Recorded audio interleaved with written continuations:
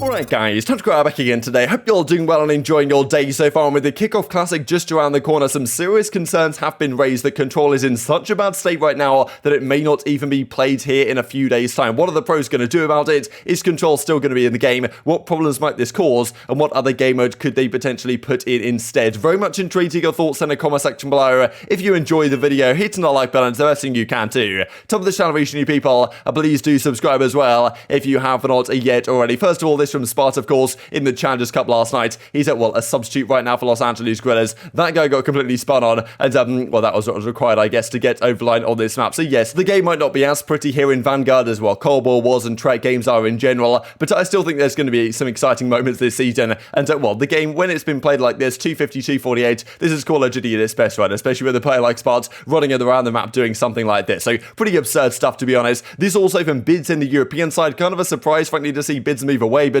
we talked about it earlier today, some of the frustrations. What do they realistically do when there's no support for the challenger scene? aBeZy has been a guy on Singularity a couple of years ago, and well, he was a part of a fantastic roster. A lot of those guys got opportunities in and around the league. aBeZy has always been someone who just about fell to the wayside, and you know, it's just difficult to see, right? Because guys like aBeZy, definitely talented enough to be a player that could have been in the league at one point or another, just that the cards, I guess, didn't really fall his way, and the support isn't really there in challengers to make it worthwhile to continue on competing. So hopefully things change if expansion comes through. Maybe something can happen, right? Because sometimes players step away from stuff. Because I'm pretty sure RPK, I don't know if you guys know this French player in the CSGO side, but I'm pretty sure he went back to being a mechanic or something. He was a really good player in like one of the early Counter-Strikes. He went back to be a mechanic, and then he came back to competing in one event and was a really great player again. So it could happen if things turn around, that some of these guys make their way back. But you know, it's just a difficult spot a lot of these players find themselves in. This also, right, just looking forward to the next tryout game, effectively, and this makes sense to be honest, but you know, given the success of Warzone, all that type of stuff, they're probably going to try to make every single Call of Duty game from now on the same Infinite Warfare engine. So, well, Sledgehammer have obviously done their best to try and adapt it for this game here in Vanguard, and it seems like Trek might have to do the same thing for their next title. Now, well, as is described right here. Now, look, I don't know all that much about game engines. Some people say that only what's required for a game engine to be the same as like the way the lighting works, this type of stuff. Theoretically, you could have the movement to be completely different on the same engine. So I guess that's positive. I hope we still get that kind of Treyarch feel to the game, even if it is on the kind of Infinite Warfare engine that everything else runs off right now. But, you know, maybe it will affect things to some degree, because Treyarch games have always felt somewhat different to the other games, and maybe that will go away to some degree when their next game comes out. But I guess we'll have to stay tuned for that one. This also from the Call of Duty League, just well, was kind of interesting, because yesterday we looked at Seattle, and the fact that a lot of the coaches right now have Seattle really high on their rankings compared to some that where we might think they could be, or compared to where some of the other teams would certainly put them going into the year, right? In terms of the coaches, Seattle right now are the 4th best team in the game, which is very impressive, right? Given the fact that they've got young players, Sib, Pred, and Mack, of course, alongside Accuracy. You'd think, okay, it might take these guys some time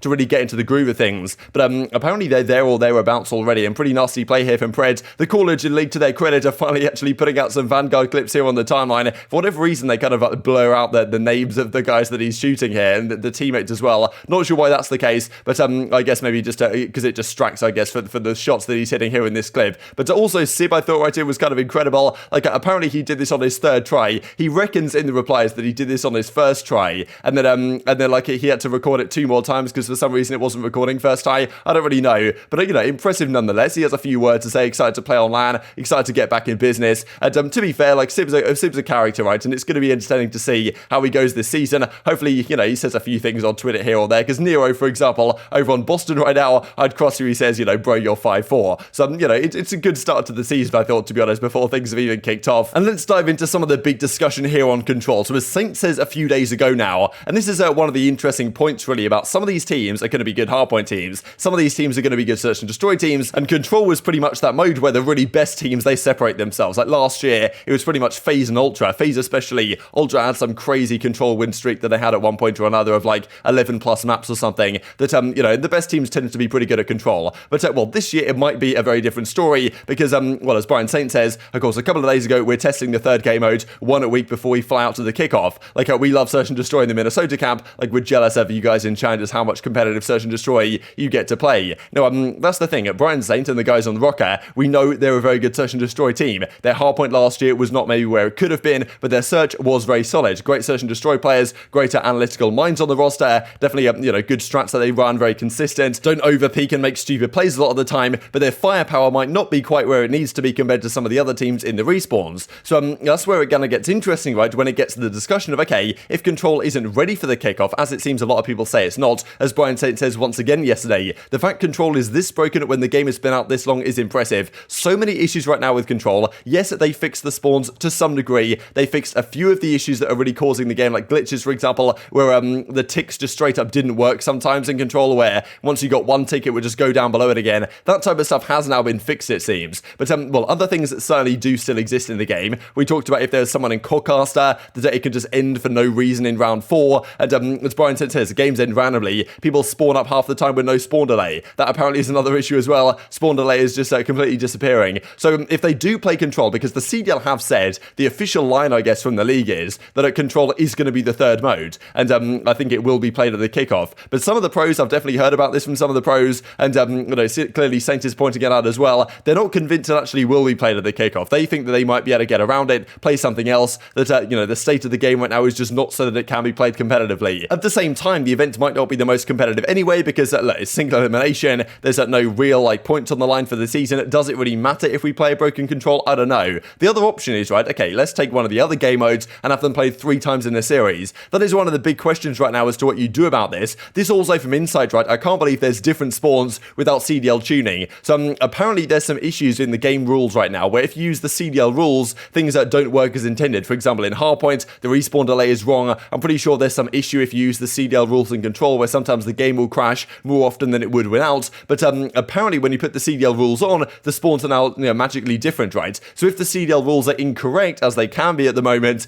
then if you don't use them, then all of a sudden you get different spawns and it's tough to predict them. So it's just absolute chaos, to be honest. Apparently they might have changed the spawns with the CDL rules to kind of reduce the amount of squad spawning, but if the CDL rules are just incorrect because they're actually not right in the game as they should be, then you can't use them anyway. So it's a complete mess, to be honest, and who is surprised? But what that does mean is, okay, what do we play as the third mode? Like, is Control going to be played regardless, or should we put something else in? Domination's not going to be had. The only other option, which is what the Challenges guys have done, is play either more hardpoints or more search and destroys. Some teams in Challenges, they agree with their opponents. Like, the official line is it's 3 search and destroys, 2 hardpoints, but some agree with their opponents, okay, let's play 3 hardpoints, 2 search and destroys instead, and I guess they can do that if they want to. In the Call of Duty League, that's probably not going to fly. They're going to have to choose one game mode or another. Personally, I think 3 hardpoints would be a more entertaining series to watch than 3 search and destroys, but I also kind of want to see more snipers in action. So if Control was to be gone, I kind of want there could be more search and destroy, just so we can see the snipers in play as well. But I don't know what you guys think on this one, because I think ideally we just play Control anyway, and if it's chaos, it's chaos, right? And we just see how it goes. But I'm sure these series are going to be pretty insane. I guess the pros are in discussion with the league saying, look, Control isn't ready to go, we've got to play something else. But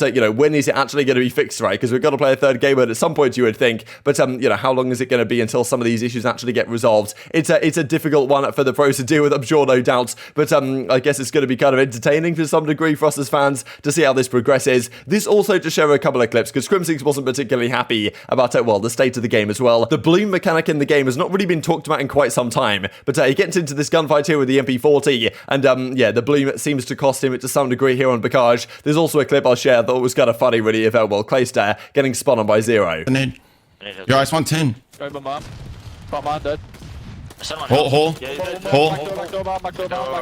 What? Bro, bloom, dude. We don't lose a fight. Back, close. That's one right. I'm about to just kill Gunner. Oh, Bance then. What? No, Why the f are you nading? What? He killed me right here at 10 from hill. He counter naded. Our side field, we.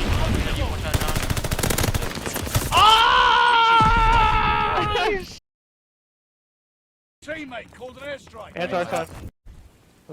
He's ring. Time weak. He's lobby Stay champion. on time. Alright. Go circle me. Oh, I was gonna. Cool. Watch across. Oh, shoot Yeah, him, yes, no. One guy got me on their pin. Why am I spawning that? It's like they're back left or something. In this? What time is it? This also, as we finish out the video from Octane, I thought this is kind of disappointing to see because I really enjoyed watching Octane's content back in the Modern Warfare days, even at, Black Ops 4, right? I used to watch his videos way back in Black Ops 3 when he was first arriving on the scene really as a main AR. He made all these great videos about how to anchor as an assault rifle on certain maps, like the Fringe one. There's, he did it for like all the maps. I'm pretty sure they got deleted, unfortunately, because he didn't want to reveal like what he did to all the other pros. But still, they were such good videos back in the day. And even more recently, right, he's done good videos like last year in Cold War, and of course, like in the year before that in Modern Warfare, right? Even when it was kind of the CDL playlist, he used to do these videos in the CDL playlist. He'd just run around with like a random weapon or something and just get like 60 kills. And they were a lot of fun to watch. And this game obviously doesn't really have that level yet, right? Hopefully, when ranked play arrives, Octane can kind of get that passion back for making content. Because as he says, really sucks having no drive to make Call of Duty content. Love competing regardless of the state of the game, but creating content right now just doesn't hit the itch like it used to. So unfortunate to see, right? Because Octane did so many great things really for the scene. I think he got a lot of fans doing so, and probably brought a load of new people into the scene as well, right? You stumbled across some of those videos, like he did one like the bunny hopping or whatever in Modern Warfare that had like 400,000 views or something, and that really got a lot of people in, I guess, and were watching Octane's video. They might have subscribed to the channel, they might watch some more stuff, they might follow him on Twitter, they might be interested in how Los Angeles Thieves are going to play this season. It's stuff like that that helps, And well, as Octane said, he's made and deleted maybe 5-6 videos since the game's release. They're just not enjoyable at all to make or to watch. So, unfortunate stuff, because you might not want to upload any scrims or anything, even that might be the option to play. I'm not really sure Octane plays 8s either, so, difficult on that front. And without ranked play yet, like, how do you really find anything that actually is worth uploading? It's a tough one, but yeah, very much intrigued to your thoughts and all this stuff in the comment section below. Hope you guys enjoyed the video. If you did enjoy it, hit a like button, tells the YouTube gods this is a good video, and as like you should see it as well, and I've grown the competitive Call of Duty community. Thank you for watching as always, take care, and I will see you next time.